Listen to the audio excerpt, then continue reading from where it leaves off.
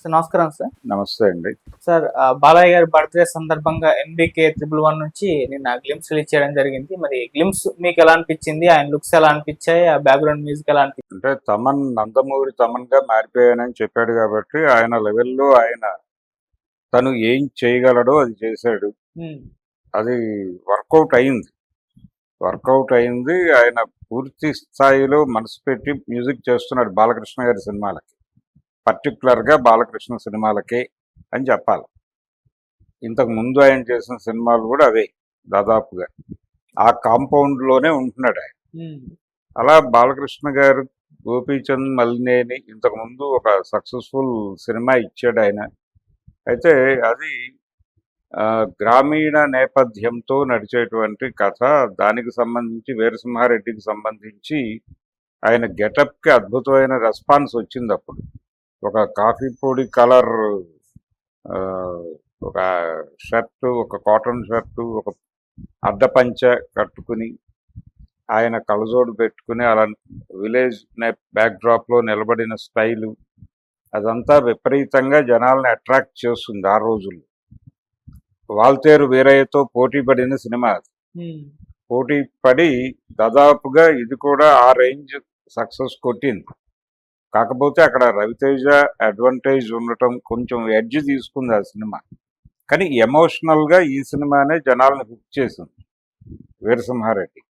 ఇప్పుడు ఆ రోజున విలేజ్ బ్యాక్ డ్రాప్లో బాలకృష్ణని ప్రజెంట్ చేసినటువంటి గోపీచంద్ మలినేని ఇంకొక ఏరియాని, ఇంకొక బ్యాక్ డ్రాప్ని ఎంచుకున్నాడు. అది మాఫియా బ్యాక్ డ్రాప్లో నడిచేటువంటి కథ. ఇది ఎలా కనిపిస్తాడు ఆయన, డానా లేకపోతే ఇంకొకట అనేది పక్కన పెడితే ఒక స్టైలిష్ యాక్షన్ మూవీగా దీన్ని తీయబోతున్నారు అనేది నిన్న గ్లిమ్స్లో అర్థం చేయించాడు ఆయన. అర్థం చేయించి దానికోసం కాంతారా అది చాప్టర్ 1కి పనిచేసినటువంటి కెమెరామెన్ తీసుకొచ్చి సినిమాకి వాడారు. అంటే లైటింగ్కి సంబంధించి కొంచెం రెగ్యులర్ ప్యాటర్న్ కాకుండా డిఫరెంట్గా కనిపించింది వాళ్ళు గ్లిమ్స్లో చూపించినటువంటి యాక్షన్ ఎపిసోడ్ అంతా. వితౌట్ డైలాగ్ కేవలం యాక్షన్ పార్ట్తో మాత్రమే వాళ్ళు గ్లిమ్స్ రిలీజ్ చేశారు. జనరల్గా బాలకృష్ణ గ్లిమ్స్ నుంచి కానీ ఎనీ ప్రమోషనల్ కంటెంట్ జనాలు ఒక డైలాగ్ని ఎక్స్పెక్ట్ చేస్తారు. అది లేకుండా గ్లిమ్స్ని టోటల్గా యాక్షన్ పార్ట్ వరకే కట్ చేసి జనాల ముందుకు తీసుకొచ్చాడు. దానికి కూడా ఎమోషనల్గా కనెక్ట్ అయ్యారు. డైలాగ్ లేకపోతేనేమి, కంటెంట్ బాగానే ఉంది కదా అని మాట్లాడుకుంటున్నారు. అలా ఒక యాక్షన్ బేస్డ్ వైలెంట్ స్టోరీ చూడబోతున్నాం. దీనిలోనే అన్ని ఎమోషన్స్ని లింక్ చేస్తూ క్యారెక్టర్ డిజైనింగ్ ఉంటుంది. ఆ క్యారెక్టర్ డిజైనింగ్లో చాలా పాత్రలు ఈ జీవితంలోకి వచ్చి వెళ్ళిపోయే పాత్రలు కూడా ఉంటాయి.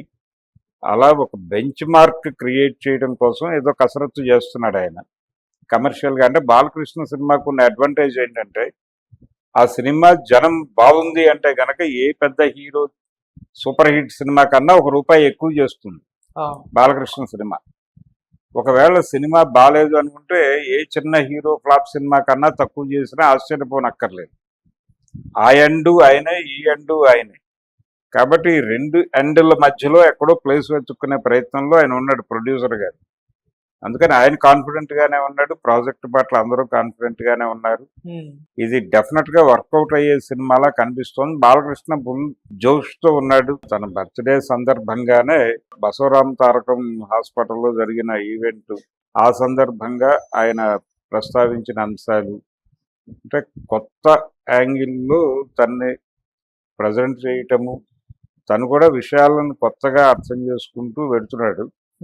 ఈ ధోరణిలో ఈ సినిమా కొంచెం స్పెషల్గా ఉండబోతోంది. తను రాజకీయాల్లో బిజీగా ఉన్నాడు, అలాగే ఈ హాస్పిటల్ వ్యవహారాల్లో చాలా ఎంగేజ్డ్గా ఉన్నాడు. అయినప్పటికీ సినిమాల మీద ఆయన గ్రిప్ వదలటం లేదు. రెగ్యులర్ సినిమాలు చేస్తున్నాడు. ఇప్పుడు ఈ సినిమా తర్వాత ఆయన చేయబోతున్న సినిమా కూడా కొంచెం సెన్సేషనల్ ప్రాజెక్ట్. అది కొరటాల శివతో చేస్తున్నాడు. కొరటాల శివతో చేస్తున్న సినిమా కొంచెం డిఫరెంట్ యాంగిల్లో ఉంటుంది కథ అని చెప్తున్నాడు ఆయన. అంటే ఒక కామన్ కాజ్ కోసం అధికారంలో ఉన్న మనిషి జనంతో చేతులు కలపటం భుజం కలిపి నడవటం అనే కాన్సెప్ట్ లో ఆ సినిమాని డిజైన్ చేస్తున్నారు. అది కూడా కొత్తగా కనిపిస్తుంది.